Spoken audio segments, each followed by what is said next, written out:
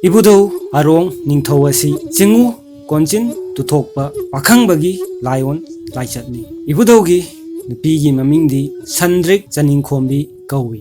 Ibudau arong ningthau bu khuman pakhangba hainasu mingkhaunei. Lai ningthau hairong thanga lenna laire ma piyainu panaduna lainung thongarel ahanba nongda chingkhalyang chingkhong poreiton amadi laisna poi.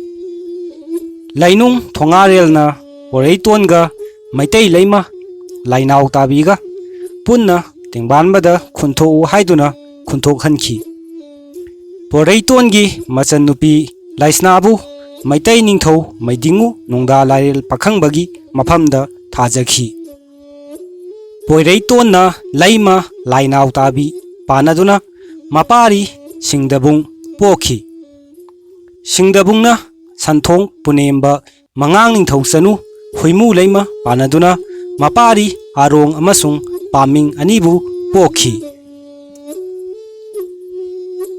Arongna khuman chalai oikiduna khuman chalai sandokhi. Paming nabana luang salai oina laihauki. Khuman chalaina Thoubal amadi Yairipok lamdamda khunda aduna laiki. Khuman chalaigi ihan hanba ningthaudi arongna oiki. Arongna turel tauduna khumangi lamdamda ising phanghanki. Mahakna tauramba turel adu mahaki maming lauduna arong turel haina kaunaki. Khuman ningthau arongi konung mafamdi Thoubalgi Tomsing chingthakta oirami.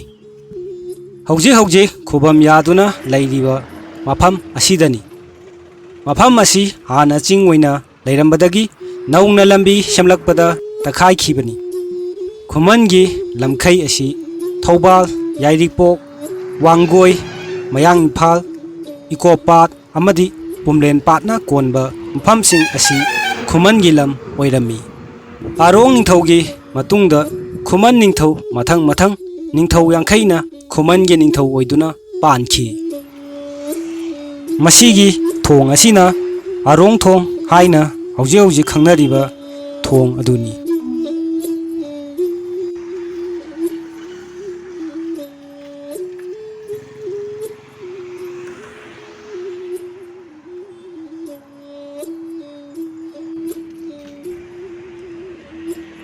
Thoubal athokpamda laiba arong ningthaugi khubam aduni.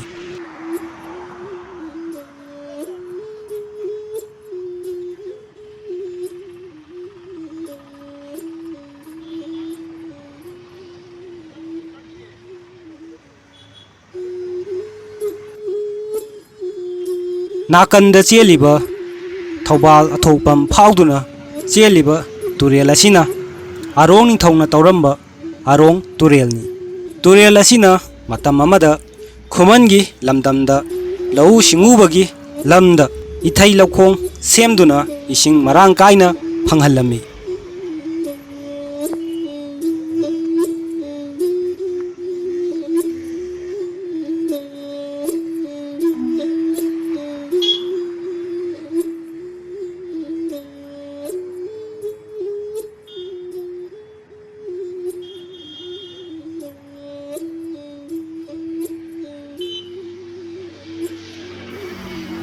Khuman chalaigi pukok arong ningthaubu umanglai oina khubam yaduna Khuman chalaigi chada naura singna laali.